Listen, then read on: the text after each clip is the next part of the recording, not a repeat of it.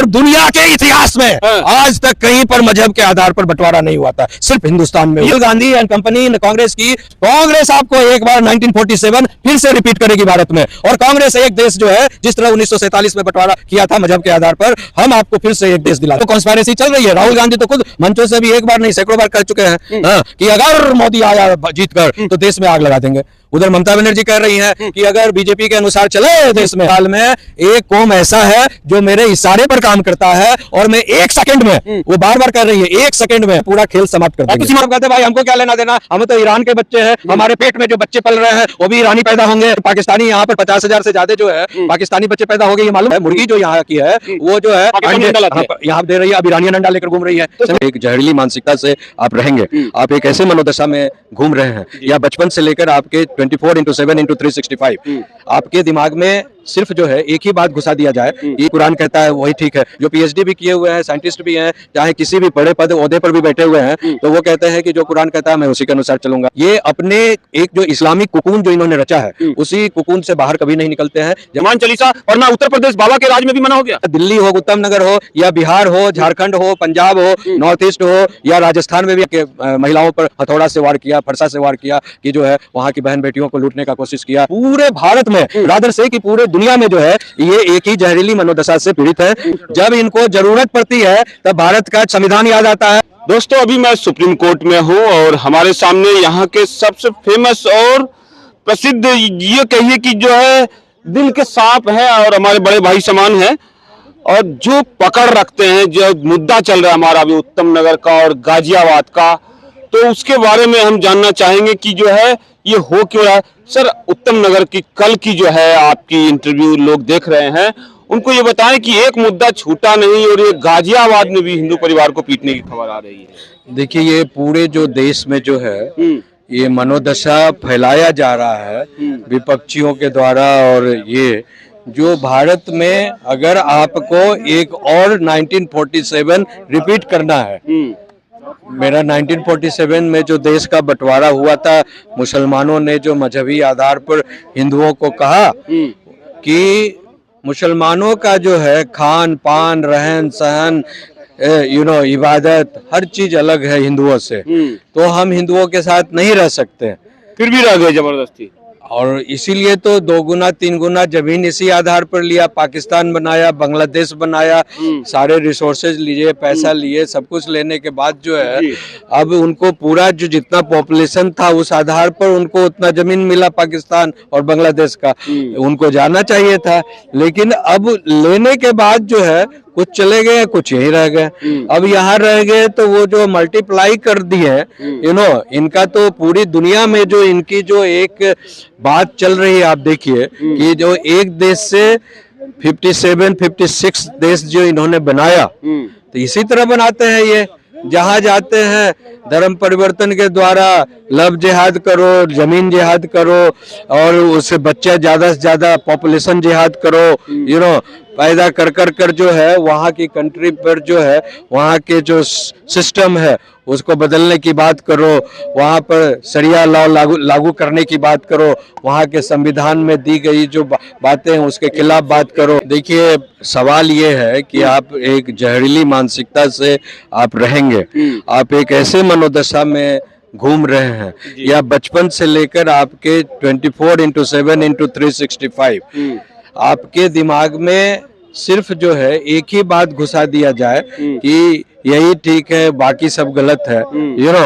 कि जो कुरान कहता है वही ठीक है। बिकॉज कुरान कहता है कि जो है पृथ्वी चपटा है, हमारा विज्ञान कहता है नहीं, पृथ्वी गोल है, समझे। तो अब आपके दिमाग में कितने भी इसमें पढ़े लिखे जो है, जो पीएचडी भी किए हुए हैं, साइंटिस्ट भी हैं, चाहे किसी भी बड़े पद ओहदे पर भी बैठे हुए हैं, तो वो कहते हैं कि जो कुरान कहता है मैं उसी के अनुसार चलूंगा, मैं दूसरे ढंग से नहीं चलूंगा। सर, आप तो सुप्रीम कोर्ट के एडवोकेट हैं, मेरी बात सुनिए। तो जो एक फिक्स्ड सेट ऑफ माइंड है, जो बेंट ऑफ माइंड है, आपने बना लिया, माइंड को कंडीशनड कर दिया कि हमको मात्र इसी फ्रेमवर्क में एक कुकून बनकर रहना है। जैसे रेशम के कुकून जो है, एक कुकून में रेशम का कीड़ा आता है और उस कीड़ा में वो जो है मर जाता है, और उसके बाद उसका जो है रेशम का देखते होंगे कि धागा बनता है। लेकिन तो ये इसी तरह जो है ये अपने एक जो इस्लामिक कुकून जो इन्होंने रचा है उसी कुकून से बाहर कभी नहीं निकलते हैं, जबकि इनको लिबरल माइंड का होना चाहिए, एडवांस माइंड का होना चाहिए। इनके अलावा पूरी दुनिया में क्या बेहतर चल रहा है उस पर एनालिसिस करना चाहिए, रेशनल एंड लॉजिस्टिक बात करनी चाहिए, सबको समझना चाहिए, सबको पढ़ना चाहिए और मदरसे के फ्रेमवर्क जो है उससे निकलकर जो है साइंटिफिक ढंग से एडवांसमेंट की बात करनी चाहिए। लेकिन ये बात देखिए जो गाजियाबाद में उभर के आई है, वो कह रहे हैं कि हनुमान चालीसा पढ़ते हैं। अब हनुमान चालीसा पढ़ना उत्तर प्रदेश बाबा के राज में भी मना हो गया। वही तो मैं कह रहा हूँ ना, कंडीशन माइंड है और उनके दिमाग में जो जहन में मनोदशा में जो ये घुसा हुआ है कि अल्लाह और जो पैगंबर हैं मोहम्मद साहब हैं उनके अलावा कोई भी, जैसे अभी देखा आपने 2 बूंद रंग का क्या छींटा पड़ गया उत्तम नगर में। हाँ, उत्तम नगर में तरुण खटीक को उसने जान मार दिया, उनके घर वालों को घुसकर उन्होंने जान मारने की प्रयास किया, कान फोड़ दिया, कपार फोड़ दिया, आंख फोड़ दिया, समझे ना। उसी तरह जो है ये चाहे गाजियाबाद हो या दिल्ली हो, उत्तम नगर हो या बिहार हो, झारखंड हो, पंजाब हो, नॉर्थ ईस्ट हो या राजस्थान में भी, अभी गोंड में जो है टोंग में है, अभी वहां पर भी जो है एक बड़े पैमाने पर जो एक बिरयानी वाला था उसने जो है पूरा जो है वहां के महिलाओं पर हथौड़ा से वार किया, फरसा से वार किया कि जो है वहां की बहन बेटियों को लूटने का कोशिश किया, पूरे परिवार को जो है तंग तबाह कर दिया। तो केवल ये उत्तर प्रदेश उत्तम नगर या गाजियाबाद या टोंग का बात नहीं है, पूरे भारत में रादर से कि पूरे दुनिया में जो है ये एक ही जहरीली मनोदशा से पीड़ित है, ये बीमार मानसिकता से पीड़ित है और उस मानसिकता के तहत जो है इनको कुछ नहीं, पूरा जैसे शुतुरमुर्ग होता है ना उस तरह की मानसिकता के तरह लोग। तो जब उस पर मिसाइल गिरने लग जाता है, बम गिरने लग जाता है तो रोते हैं, छाती पीटते हैं, फिर क्यों? वही तो मैं कह रहा हूँ, जब इनको जरूरत पड़ती है तब भारत का संविधान याद आता है, भारत के मोदी याद आते हैं, जब पेट ह्यूमन राइट याद आ जाता है, हाँ, United Nations commission refugee council याद आएगा, नेशनल सिक्योरिटी काउंसिल याद आएगा, इंटरनेशनल कोर्ट ऑफ जस्टिस याद आ जाएगा,